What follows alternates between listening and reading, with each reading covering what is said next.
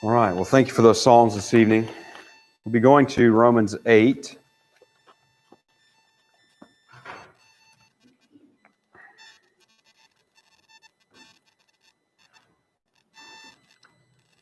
Continuing through Romans as we have been going for the last several months, we've come to message number 39, entitled According to God's Purpose. And tonight we'll be looking at Romans chapter 8, verses 26 to 30. Likewise, the Spirit also helpeth our infirmities. For we know not what we should pray for as we ought, but the Spirit itself maketh intercession for us with groanings which cannot be uttered. And he that searcheth the hearts knoweth what is the mind of the Spirit, because he maketh intercession for the saints according to the will of God. And we know that all things work together for good to them that love God, to them who are the called according to his purpose. For whom he did foreknow, he also did predestinate to be conformed to the image of his Son, that he might be the firstborn among many brethren. Moreover, whom he did predestinate, them he also called, and whom he called, them he also justified, and whom he justified, them he also glorified. In the opening part of Romans chapter 5, verses 1 to 5 in particular, Paul spoke there of the hope of future glory for those who have been justified by faith, that they in fact rejoice in that hope. That hope means that we can also rejoice in sufferings because they're producing endurance and character in us, as he tells us in those verses. That hope does not disappoint us or make us ashamed, as he says in verse 5 there. And that's because God has poured his love into our hearts by the Holy Spirit that he has given to us. Now, similarly, in Romans chapter 8, Paul says that God has given us the spirit of adoption, through whom we cry out to God as our Father. Adoption means that we have been joined to Christ in such a way that we are joint heirs with him, meaning that we must endure suffering now and inherit glory in the future with Christ. Now, Paul unfolds the present sufferings as what we might call light and slight, momentary, in comparison with the eternal glory that is the inheritance of God's children. Now, the creation, he has told us in Romans 8, has also been subjected to suffering of sorts because of man's sin. And the groaning of the creation points to the expectation of future glory when God's children are glorified. So rather than the vanity of the creation discouraging us or in some way putting a hindrance in front of us, Paul is showing us that we should recognize the groaning of the creation as confirming the future hope for Christians. In other words, the Spirit works such groaning in us who are waiting for the redemption of our bodies.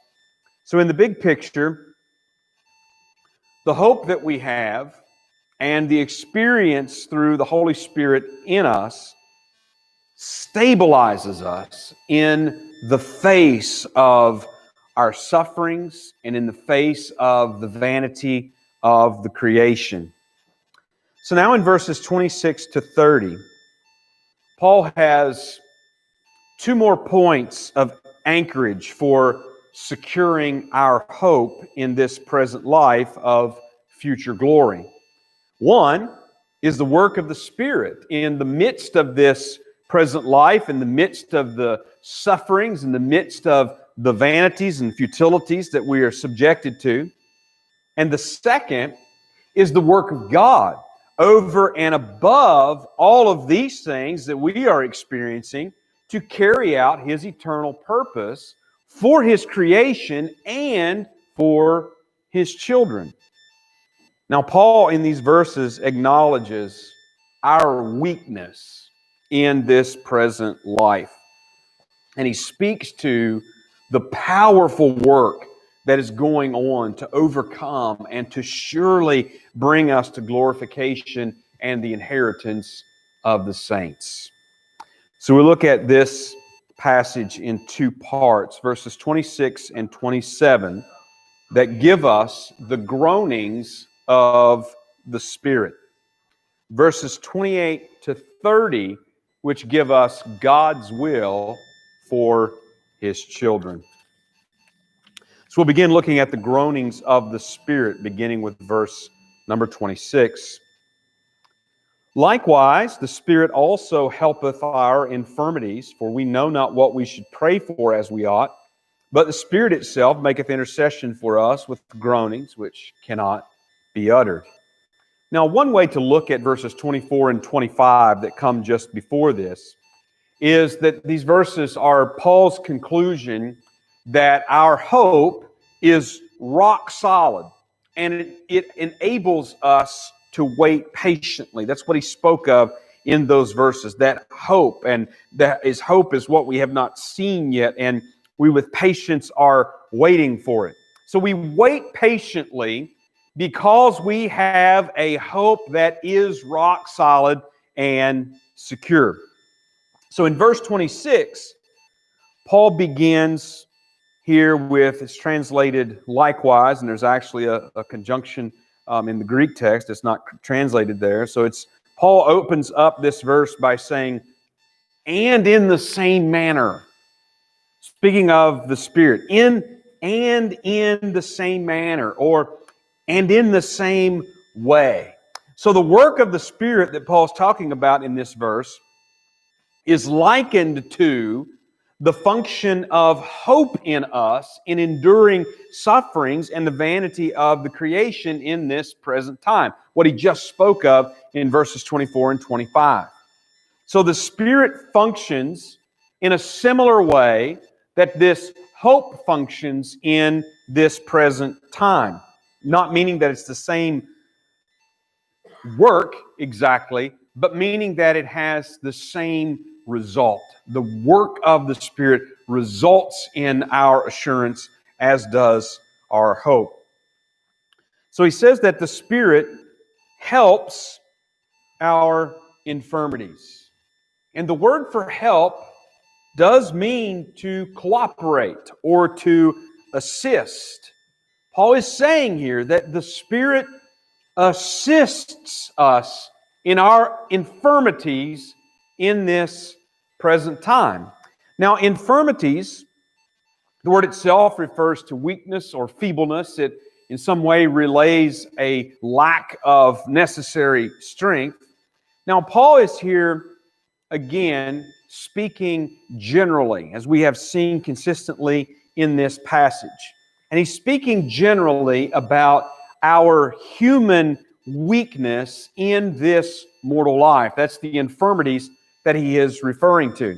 Now remember that Paul has continued with this either-or construction, and we've talked about that a number of times in this letter, and particularly in these recent chapters. We've noticed this before. One thing that means is that what he writes is true for all believers. So when he talks about our infirmities, he's speaking in a general way of the experience of all Christians, all believers, all the children of God in this present life. In other words, Paul is not singling out some of those who are in poorer health than others. He's not singling out some Christians who maybe have lesser capacities than do other Christians. He is simply saying our infirmities as referring to the weakness of our flesh. And that is true for every child of God. Now, Paul is also speaking in a general way to comprehend all of the children of God, which means that he's not referring merely to times of weakness. He's not referring to times or seasons that we may go through when we are weaker than at other times. He is referring rather to our state of being that is still in these mortal bodies that he has referred to as the flesh. So he is talking about our experience, the human condition, if you will, that experiences weakness and limitation. And that is true for all children of God in this time. Now, Paul elaborates on our infirmities as we continue in this verse. He says, the Spirit helpeth our infirmities, and he explains it this way. For we know not what we should pray for as we ought. So the particular weakness that Paul is talking about is the limited knowledge, the limited comprehension that we have of God's will. It's like it says, I believe, in the book of Job, well, these are just a part of his ways. How we know just a small part of God's ways, his will, his purpose, just a small part that he has revealed to us. We don't comprehend. We don't have knowledge. We don't understand God's will in any way that could be considered perfect.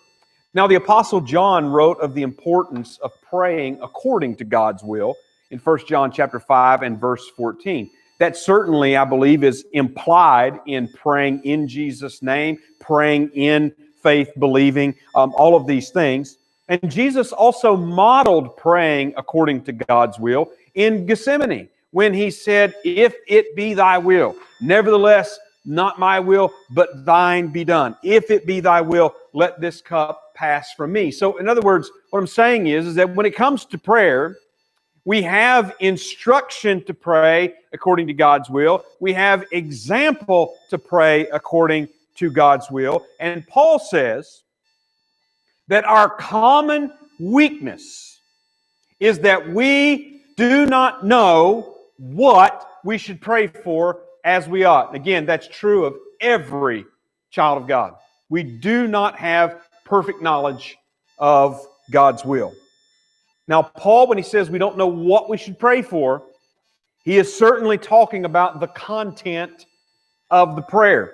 He's not talking about the manner or the style of the prayer or the posture of the prayer or the time of day or anything else that we might think of in relation or connection to prayer. He says we don't know what we should pray for as we ought, meaning obviously according to God's will. So our weakness, our infirmity, means that we don't know, we don't understand God's will in such a way that we know what we should pray for. And then he says, this is how the Spirit helps us, but the Spirit itself, and the pronoun there means himself, prays for us, or maketh intercession for us with groanings which cannot be uttered. So Paul says that the way that the Spirit helps our infirmities as we struggle in this present life against sufferings and against the vanity of the creation and not knowing and understanding God's will completely, as we struggle along in this life, the Spirit prays for us, intercedes for us with God. This is referring to the work of advocacy. Praise on our behalf. Praise in our stead. Praise for us. And the Spirit prays, Paul says, with groanings which cannot be uttered. Groanings referring here to the deep prayers of the Spirit. Now, we've seen the groanings of the creation. We've seen the groanings of the children of God that are incited in us by the Spirit. But these groanings, though we do see a similar word used, are of a different sort. Those groanings are that sense of frustration. We called this morning that holy dissatisfaction with things the way that they are. Not any sort of a sinful discontent, but a holy dissatisfaction with things and the way that they are. But that's not the Spirit's groanings. The Spirit is not struggling, or the Spirit is not, He's not frustrated with things as they are. These groanings, which is further indicated that it's that it cannot be uttered are the deep prayers of the Spirit. They cannot be uttered, or they are wordless. And ultimately what that means to us is that we cannot know them. We cannot perceive them. We don't hear them. We wouldn't even know about such prayers if they were not revealed to us in this word. Paul goes on in verse 27. And he that searcheth the hearts knoweth what is the mind of the Spirit, because he maketh intercession for the saints according to the will of God. So we don't know what the Spirit prays. Now we know that it's always according to God's will, but we don't know what it is that he prays. If left to our senses, we wouldn't even know that the Spirit is praying like this within us. But God does know, and God does know what the Spirit prays. God is identified here as the one who searches the hearts. Now that's a very common Old Testament reference to God's comprehensive knowledge of human beings in both their material and immaterial existence. Meaning that God sees our external actions, but God also sees the internal motivations behind those actions.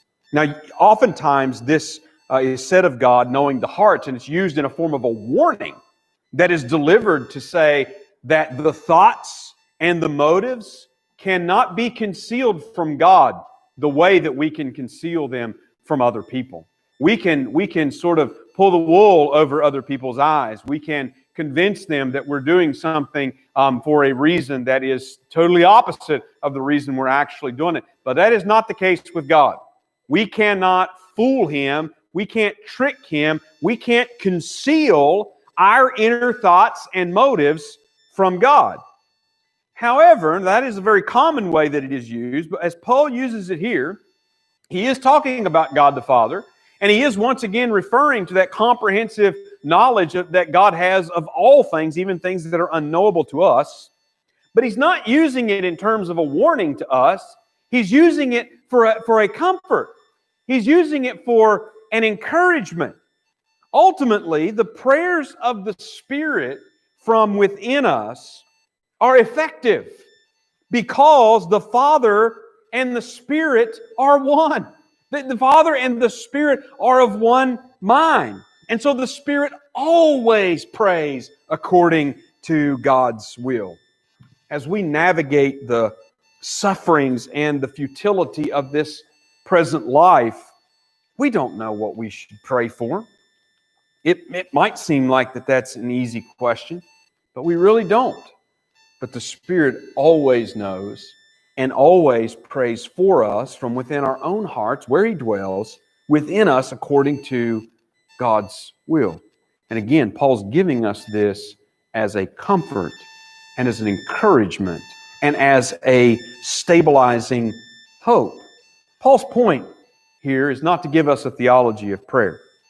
And he's certainly not trying to give us reasons not to pray. In other words, don't worry about it. The Spirit prays. You don't need to pray. We're repeatedly told to pray in the Bible. Paul's in no way contradicting us here. His point, again, is not the theology of prayer.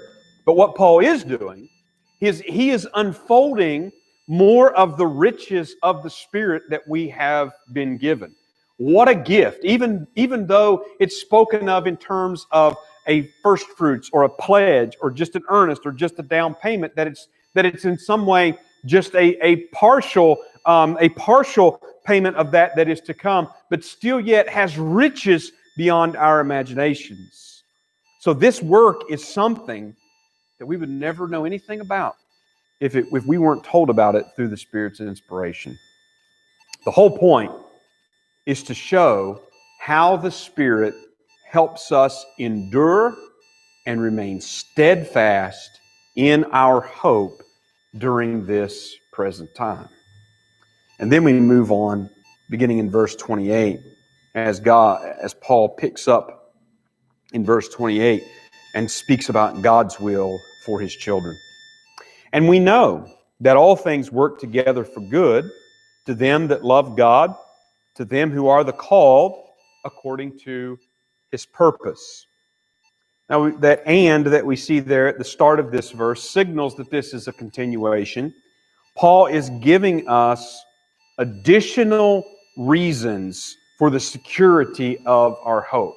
So it's not a complete change of subject, but the point is that Paul's not here further elaborating on the work of the Spirit. Paul is giving us additional reasons that we have for the hope. One obvious connection is the mention of God's will at the end of verse 27. That's knowing the mind of the Spirit and praying according to the will of God.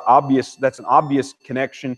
And so Paul is here adding to that point. So in other words, he's in a sense stepping from the work of the Spirit at this point to give us this second great reason for the assurance that we have of the faith. Now, Paul uses this phrase, "and we know." We've encountered that before. It signals that Paul is speaking and some obvious truth, some obvious reality that should be known and clear to all.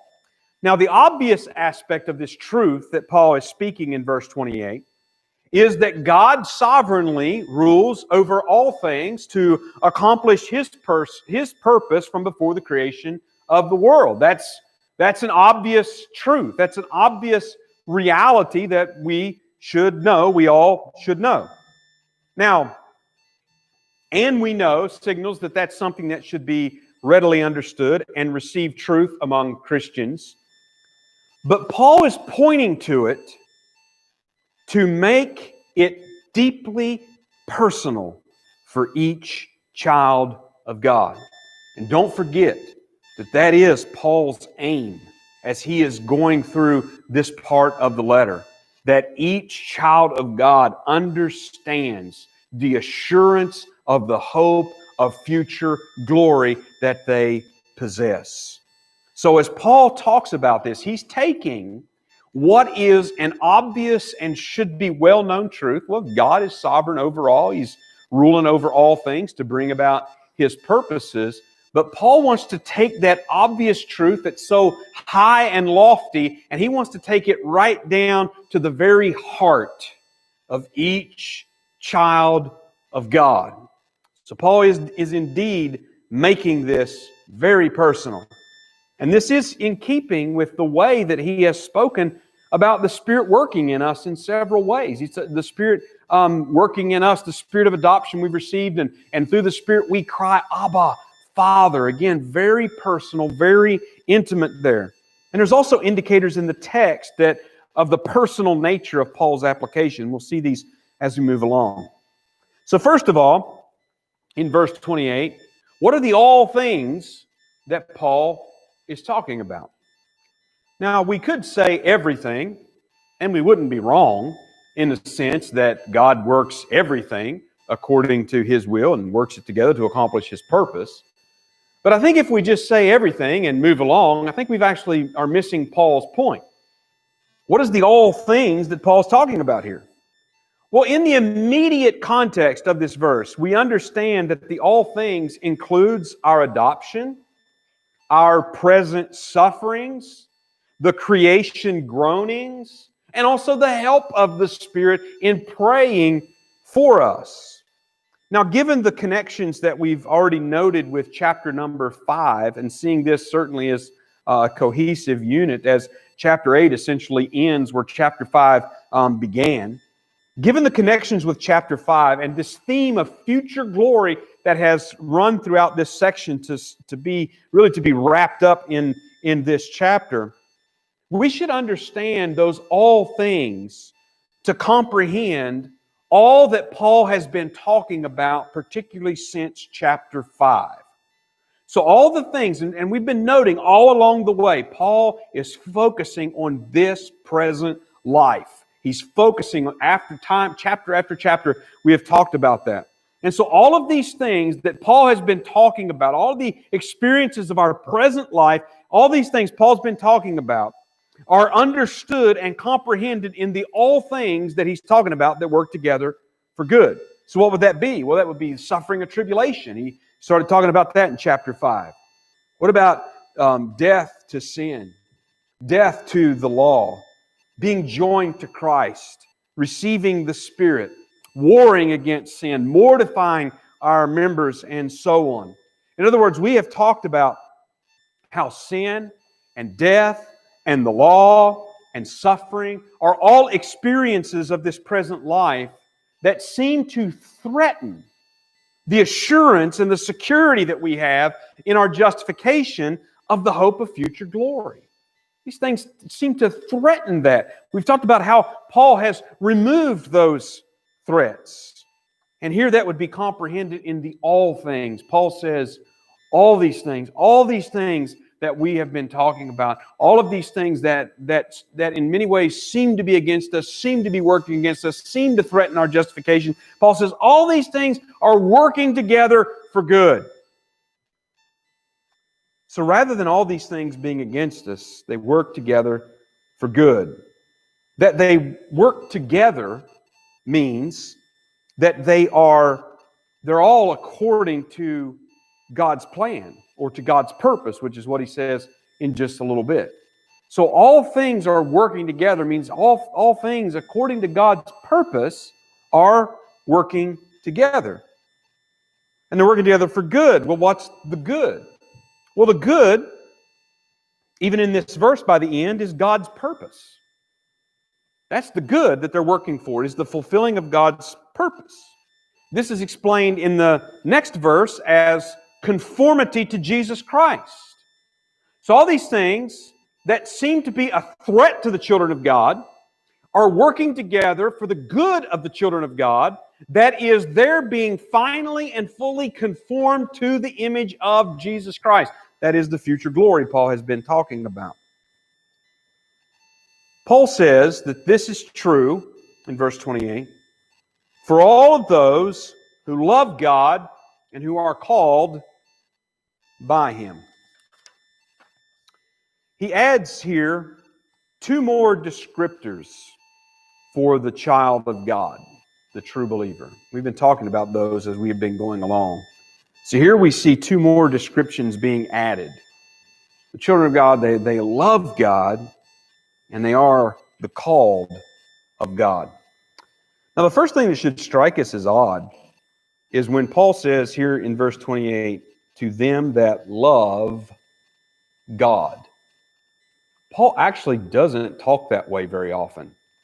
That's not a real common expression in Paul's writings. It's not extremely common in all of the New Testament.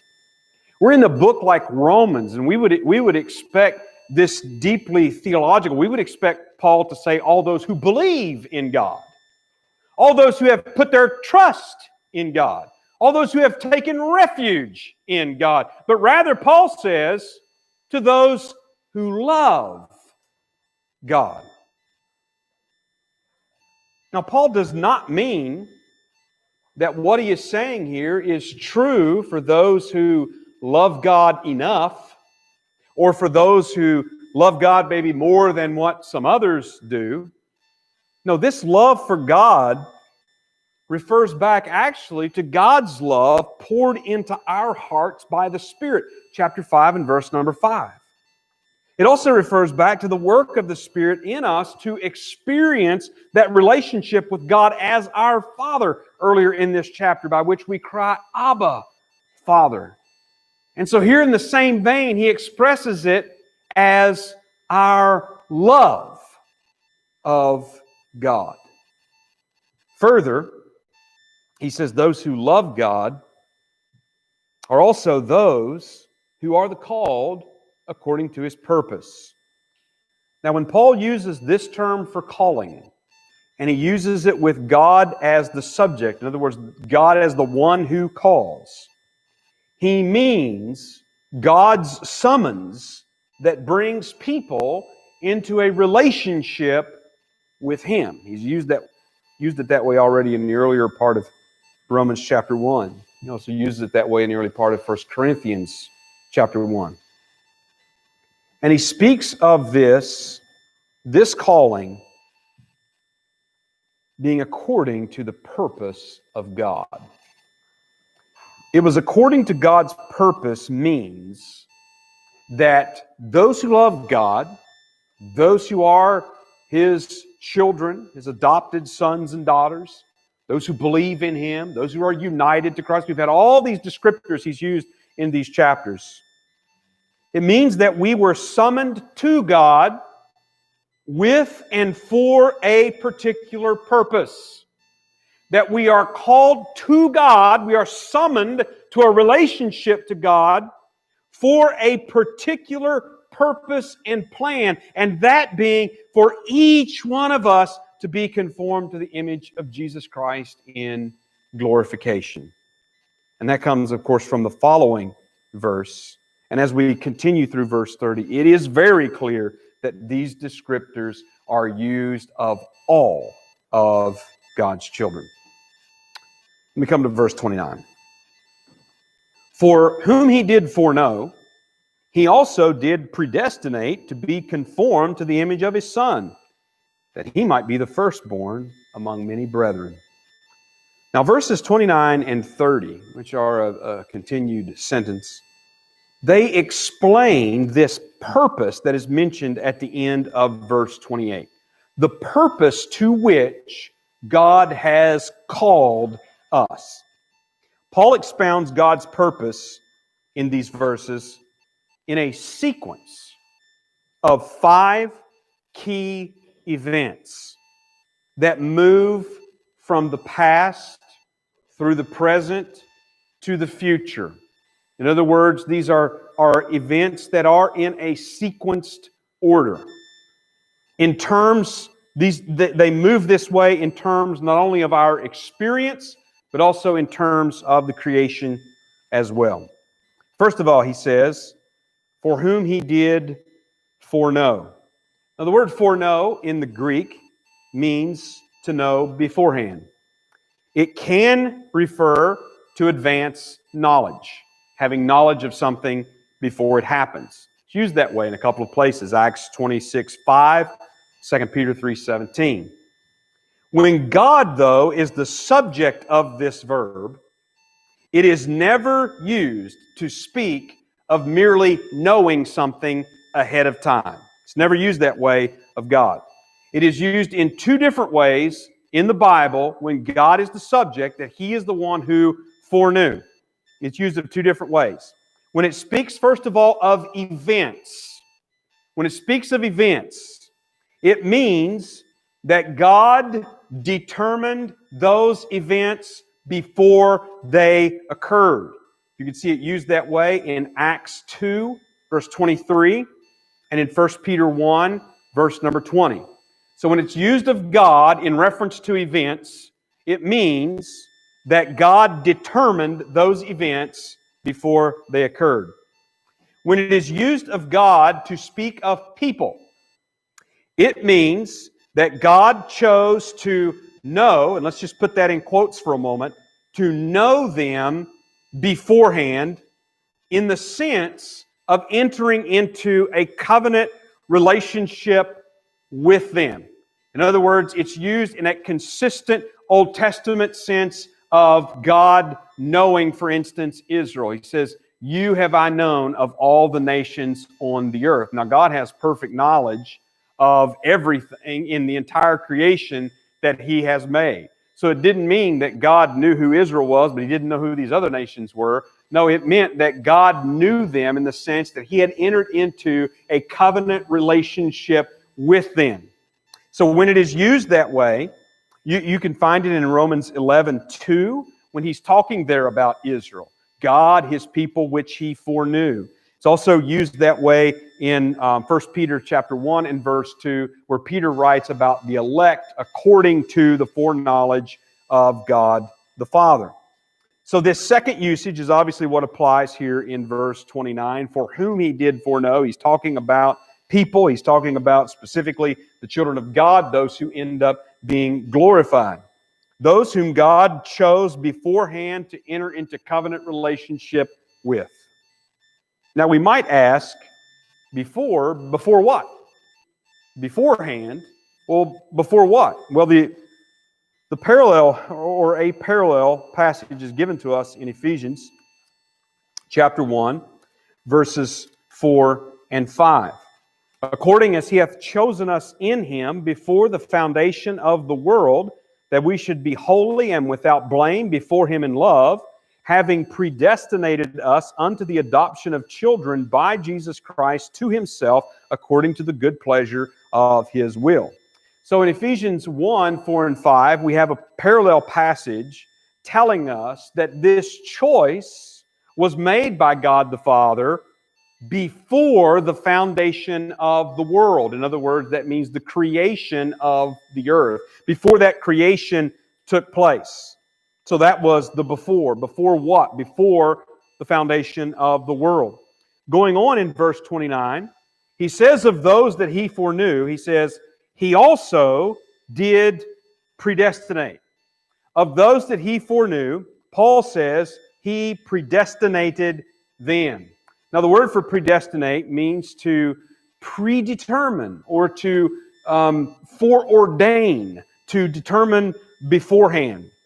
God's foreknowledge, Paul tells us, led to his predestinating those whom he foreknew. Now, back in Ephesians 1, verses 4 and 5, Paul says there that predestination was to the adoption of children. And here it is to be conformed to the image of Jesus Christ as we go on in this verse. These statements harmonize. In other words, they result in the same thing. They result in inherited glory. The adoption of children, if you go on reading in Ephesians chapter 1, is to the inheritance of the saints, of which the Spirit is the earnest or the down payment of. And here, Paul speaks of this predestination to be conformed to the image of his Son. So Paul has already shown that this glorification, this being conformed to the image of his Son, is what takes place in the future. It is the resurrection glory that we have spoken of. God has done this, you'll notice at the end of verse 29, so that Christ will have many brothers and sisters to share the inheritance of his resurrected life and the glory of his kingdom. So God has foreknown and predestinated to be conformed to the image of his Son, so that Jesus might be the firstborn among many brethren. That he might be the heir, and then we might be made joint heirs together with him. Now, Paul is speaking very personally here, but he's also drawing our attention to God's purpose for Christ and for all of God's children. Verse number 30. Moreover, whom he did predestinate, them he also called. And whom he called, them he also justified. And whom he justified, them he also glorified. So Paul continues, there's sort of at the end of verse 29, he gives that little explanation of being conformed to the image, and he takes back up this sequence of events, going right back to predestination, which had been mentioned before. Those whom he predestinated, he also called. So in this chain or sequence of events, predestination leads to those same ones being called by God. Now, as we mentioned previously, this refers to God's effective summoning of people into relationship with him. Paul spoke about how that he had been called by God in the gospel of Jesus Christ. That calling, you will notice in verse 30, and whom he called, them he also justified, leads to justification.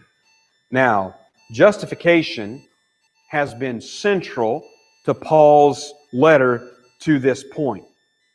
But here he's adding something to our understanding of justification. He has taught us plainly that justification is by faith. It is apart from any and all works of the law, that it comes according to the promise. Justification, being declared righteous. Here he adds to our understanding of justification by placing it in this sequence of events experienced by God's children. foreknown, predestinated, called, justified. Now, from our perspective, justification may be the beginning of our relationship with God. But what Paul is stressing is that our relationship with Him rather begins in God's purposes, which reach back before the creation. That doesn't mean eternal justification at all. There is a sequence to these events. But Paul's point is that we were in the purposes of God, to borrow a term from chapter 5, when we were yet the enemies of God. When we did not know Him. We did not call Him Father. Finally, he says here, justification, and whom He justified, them He also glorified. Justification leads to glorification. Glorification is the resurrection life. It's the conformity to the image of Christ. It's sharing in Christ's inheritance that Paul said we presently rejoice in the hope of. And we don't see it yet.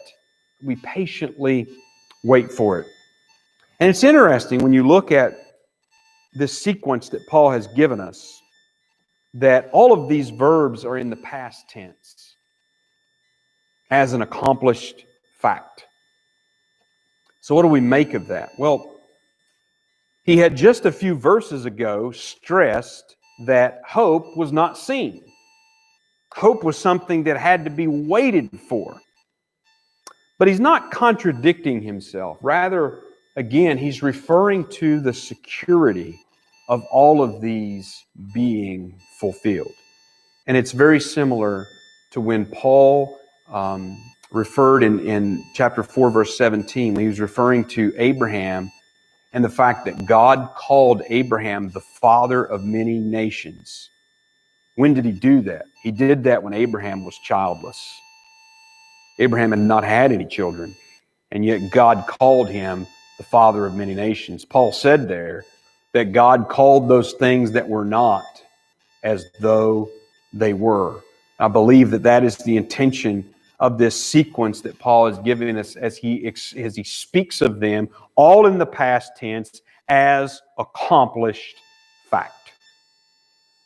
And again, he's pointing to the security that the believer has in Jesus Christ, that he will come to the full inheritance of the saints. Now, I realize that this passage is high on any list of disputed passages in the Bible. But we should remember that Paul's aim in writing is to assure all believers that there is no condemnation to them who are in Christ Jesus. The very way that he started this chapter in verse number 1. So Paul is not writing to exasperate us with something that's too hard to understand. Paul is not writing to give us something to fight about. Paul is writing to give us assurance of our faith. He writes in such a deeply personal way. He wants every one of us to know and to understand and to embrace this. He's writing to give us assurance of our faith, that though things may seem to threaten our future glory is secure in the purposes of God, as though it were already an accomplished fact. It's as good as done. We will experience it. Now, Paul has made clear that we don't understand, we don't know God's will in any comprehensive way. And he's not telling us that we will know it. He's not telling us that we can know it. Rather, he's telling us that our full individual salvation is as sure as the inheritance of Jesus Christ. That is what each believer in Jesus Christ should know and understand. So all you who believe in Jesus Christ are in the purposes of God from before the foundation of the world, to be brought fully to glorification and conformity to the image of Jesus Christ. All right, that's all of our message. We will close with a hymn.